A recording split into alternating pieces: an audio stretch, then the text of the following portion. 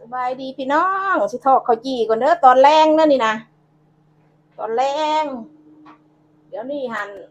5:44ทอกข้าวจี่เอาก่อนเห็ดใหม่ๆเบิ่งในนี้จีเห็ดใหม่ๆกินกับกาแฟกินกับนมเหนียวกินกับนมเพียงก็กินพี่น้องเอ้ยโอเดเห็ดแล้วล่ะอู้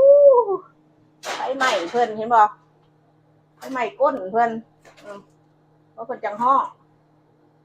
เพิ่นน้ำก็เลยฮ้อใส่กันใส่25 นาทีบอกด้วยว่านี่ใดข่อยก็บ่เบิ่งโมงจนดำพี่น้องเลย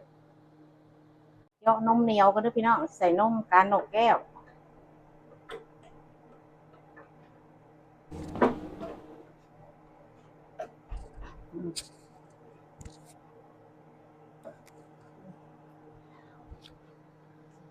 ได้ไปกินกาแฟบักหลากินกับมันนมเหนียวโอ้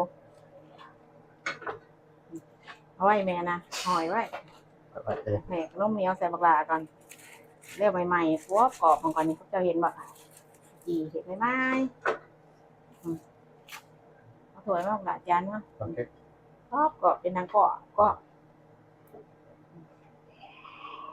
เจาะหูเดียวคือกันบักหลาตามปกติเจาะนมมีเจาะ2 หูมันจังลงง่าย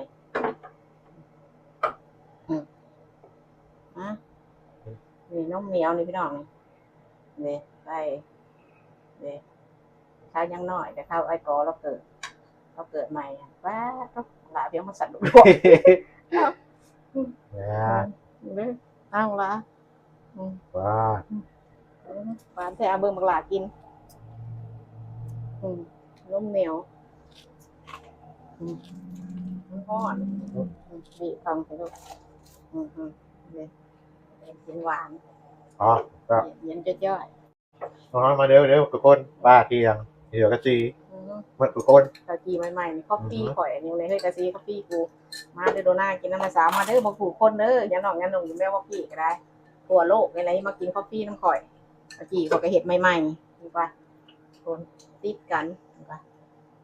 เฮ็ดใหม่ๆหาก็แล้วนี่แหละนี่กินนั่นนี่เฮ็ดก้อนใหญ่ก้อนยาวก็เฮ็ดอันนี้ก็เฮาก็ฮักออกมันติดกันเวลาเฮาปิ้ง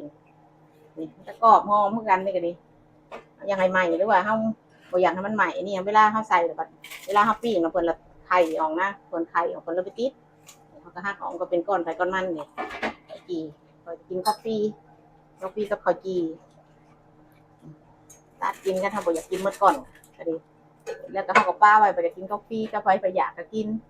นี่อันนี้เอาทุยๆเห็นบ่ก็สินี่มันอย่างกูเป็นนวลผาย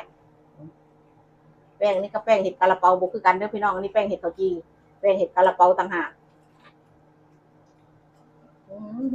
ก็เขาคือเป็นยังไงล่ะก็ทุกคนเพิ่มนะเพิ่มนะก็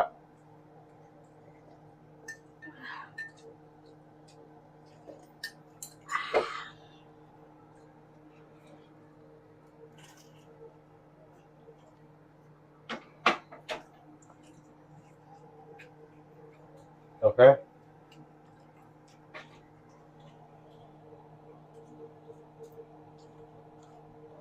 โอเคขอบใจทุกคนมาติดตามมาเบิ่ง Thank you everyone who watched and subscribe. We appreciate you very much. Okay, bye bye.